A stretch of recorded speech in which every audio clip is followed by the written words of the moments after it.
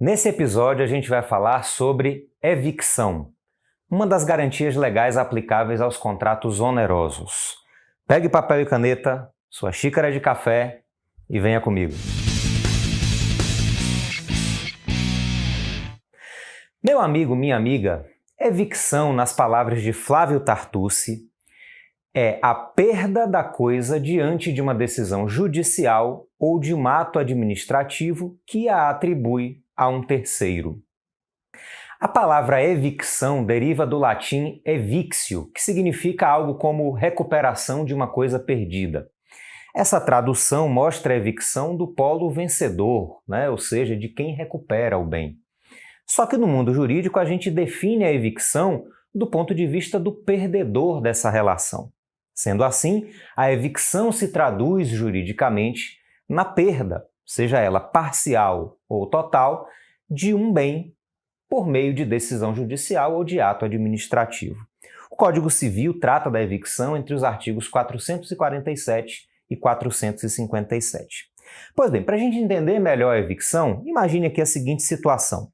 Clóvis e Mário são irmãos. O pai deles morreu, os dois irmãos estão aí disputando judicialmente para definir qual dos dois tem o direito de ficar com o carro que o pai deixou.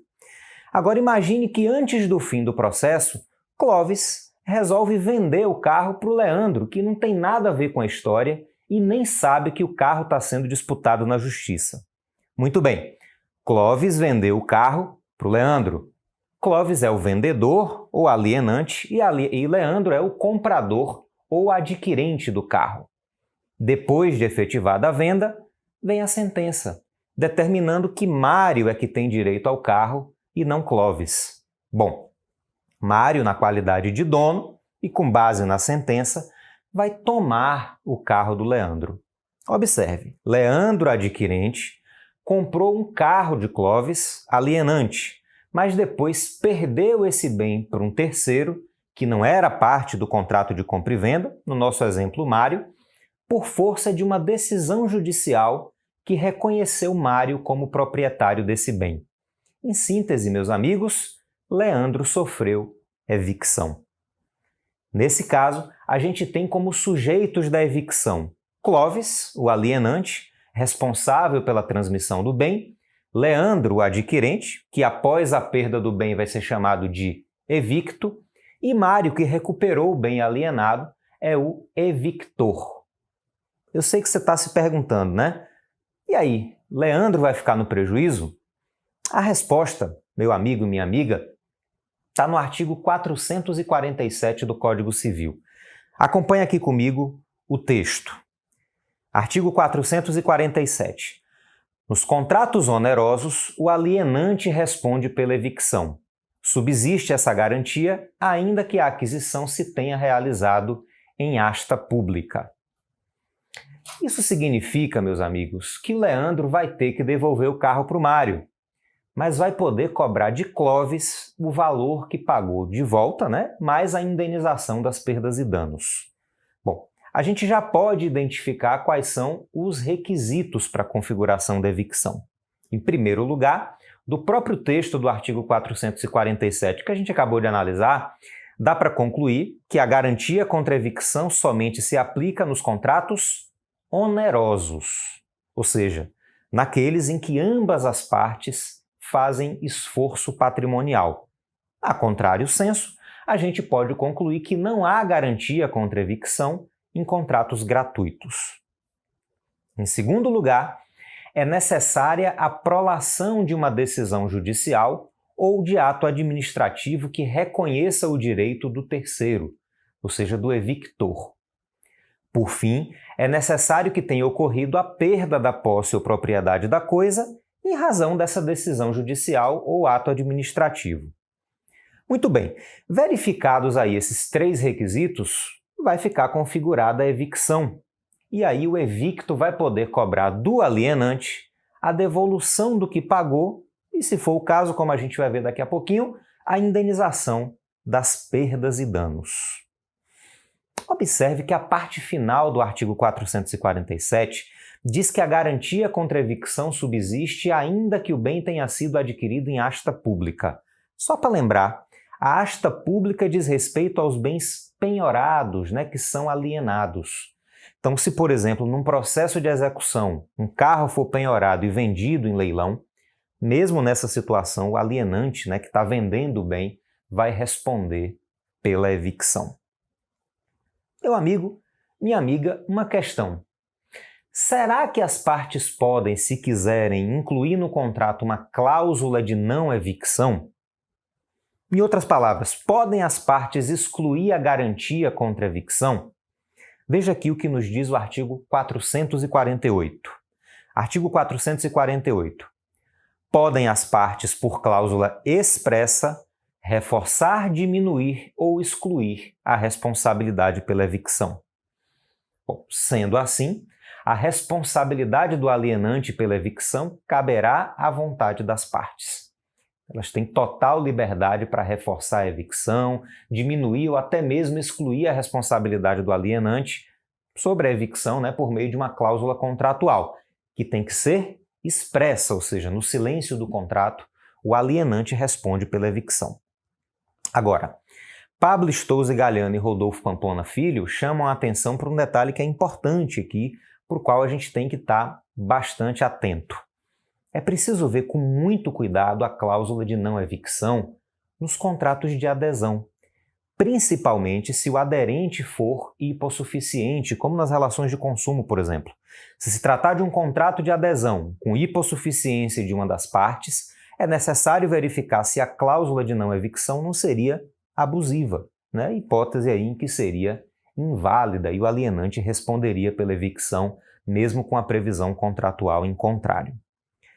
Bom, ainda em relação à cláusula de não evicção, a gente tem que observar o texto do artigo 449, que diz o seguinte: artigo 449.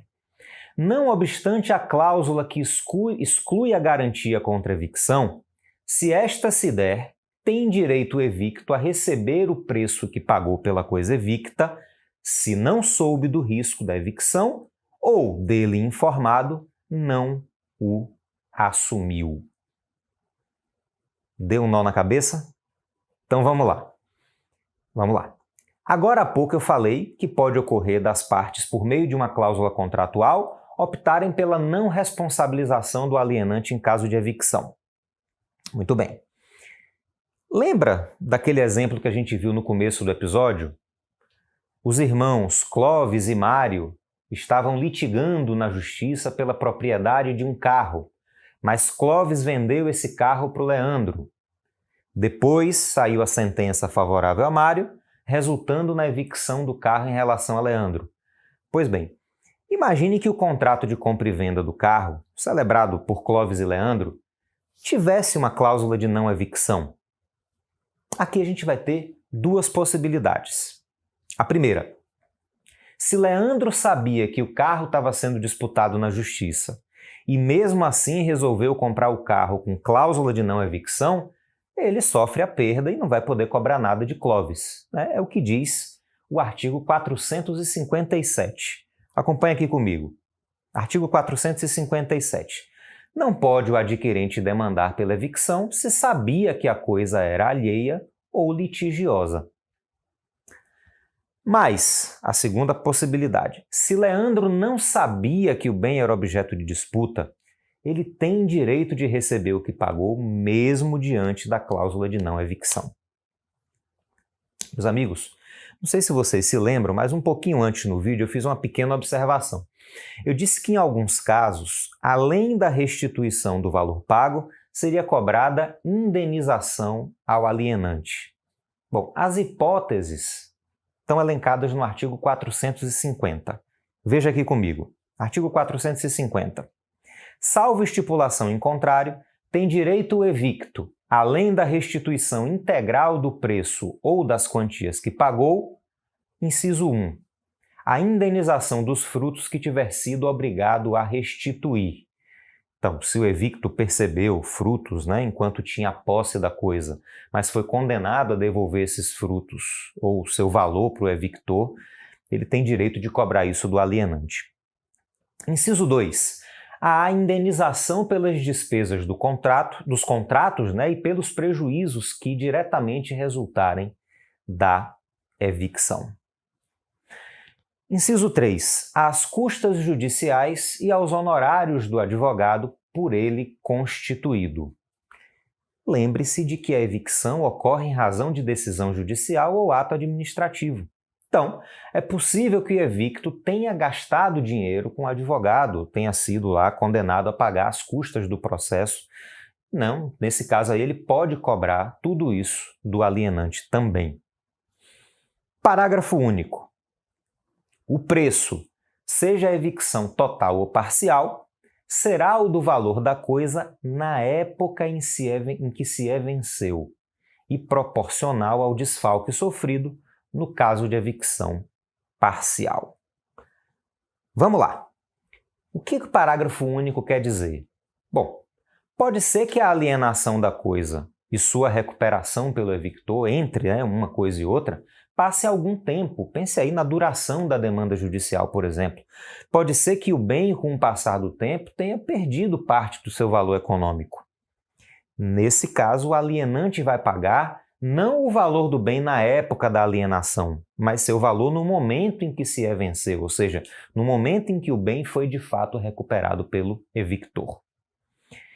Se a evicção for parcial, por exemplo, o evicto não perdeu a fazenda toda, perdeu apenas uma parte dela, né? O alienante vai pagar um valor proporcional aos prejuízos que o adquirente tiver sofrido com a perda parcial daquele bem. Meus amigos, essa obrigação de indenizar subsistirá ainda que o bem alienado venha a se deteriorar após a tradição, desde que, claro, sem culpa do credor, ou seja, do evicto. Exemplificando, se um raio cair em cima do carro, né, e ele ficar deteriorado depois do bem já ter sido transferido para o adquirente, ainda assim o alienante está obrigado a indenizar a evicção por se tratar de um caso fortuito. Isso, meus amigos, é o que nos diz o artigo 451. Artigo 451. Subsiste para o alienante esta obrigação. Essa obrigação aqui se refere à obrigação de indenizar o adquirente pela evicção, né? Ainda que a coisa alienada esteja deteriorada, exceto havendo dolo do adquirente. Vocês estão notando que está tudo interligado? A ordem dos artigos é como um passo a passo. Então vamos para o próximo? Bom, o texto do artigo 452 diz o seguinte. Artigo 452. Se o adquirente tiver auferido vantagens das deteriorações e não tiver sido condenado a indenizá-las, o valor das vantagens será deduzido da quantia que lhe houver de dar o alienante. Aqui, meus amigos, a gente tem nada mais, nada menos do que uma proteção à boa-fé. Se o adquirente tiver se beneficiado com a deterioração e ainda assim tiver direito à indenização, vai ganhar duas vezes, né? Lembre-se de que nosso legislador tenta a todo custo evitar o enriquecimento sem causa. Então faz sentido a previsão do artigo 452. Meus amigos, vocês se lembram das benfeitorias? Eu preciso que você esteja aí bem afiado nesse assunto para a gente ir para o próximo artigo. Se você não lembra, ou lembra mais ou menos, clica no link que está aparecendo aqui agora na tela ou na descrição do episódio, para quem está ouvindo aí o podcast, para ver o vídeo, né, ou ouvir o podcast sobre benfeitorias. Então vamos ver o que aqui o artigo 453 diz a esse respeito. Artigo 453. As benfeitorias necessárias ou úteis, não abonadas ao que sofreu a evicção, serão pagas pelo alienante. Meus amigos, o artigo 453 quer dizer que se o evictor, verdadeiro proprietário, não pagar pelas benfeitorias úteis e necessárias feitas pelo evicto, o alienante vai ser responsável pelo pagamento. Tá? Também aí, como proteção à boa-fé, se as benfeitorias tiverem sido feitas pelo alienante e o evicto tiver recebido do evictor a indenização, esse valor vai ser abatido do devido pelo alienante por força do artigo 453. Artigo 454. Se as benfeitorias abonadas ao que sofreu a evicção tiverem sido feitas pelo alienante, o valor delas será levado em conta na restituição devida. Por fim, meus amigos, a gente tem mais um dispositivo que tutela a boa-fé. Veja aqui o que diz o artigo 455. Artigo 455. Se parcial, mas considerável for a evicção, poderá o evicto optar entre a rescisão do contrato e a restituição da parte do preço correspondente ao desfalque sofrido. Se não for considerável, caberá somente direito à indenização. Calma, não se desespere não, isso aí é muito simples. Pense num terreno cujo adquirente tenha usado para fazer uma plantação de laranjas, por exemplo, né? Agora imagine que esse terreno foi parcialmente perdido por evicção. Se o adquirente tiver perdido metade do terreno, essa é uma quantia considerável. Nesse caso, o evicto pode optar entre desfazer o negócio, receber a restituição do valor inteiro do terreno, né? E aí, como há desfazimento do contrato, a parte do terreno que não foi evicta, né, retorna ao alienante. No entanto, se ao invés da metade a evicção tiver ocorrido apenas sobre 2% do terreno, esse é um valor mínimo, né, bem pequeno. Nesse caso, a rescisão contratual não é uma opção para o adquirente, ou seja, ele não vai poder pedir o desfazimento do negócio, vai poder pedir apenas a indenização pela evicção parcial. Isso não deixa de ser um reconhecimento pelo legislador do chamado princípio do adimplemento substancial, né? Ou seja, se o proveito do adquirente tiver sido razoável, seria desproporcional desfazer o contrato, né? O problema, como você já deve estar se perguntando, o que é razoável? Bom, é o judiciário, no caso concreto, que vai definir isso daí. O artigo 456, meus amigos, tratava da denunciação da lide pelo evicto, mas foi revogado pelo Código de Processo Civil de 2015. É esquisito mesmo, né? Você ter o Código Civil, diploma de direito material, tratando de processo. É a razão aí pela qual o legislador preferiu concentrar toda a disciplina da denunciação da lide no CPC. Mas, em síntese, quando for demandado pelo evictor, o evicto pode fazer a denunciação da lide para poder executar diretamente o alienante nos mesmos autos, caso saia perdedor, né? Mas isso aí é um assunto para um vídeo específico sobre denunciação da lide, certo? Meu amigo, minha amiga, se você quiser receber um arquivo em PDF, né, com os infográficos e a transcrição dos dispositivos que a gente abordou aqui, é só clicar no link que está aí na descrição do episódio. Aproveite também para se inscrever no canal, ativar as notificações e seguir a gente no Instagram, @Direito Levado a Sério. Lá você também pode acompanhar mais dicas e ficar por dentro aí das novidades. Ok?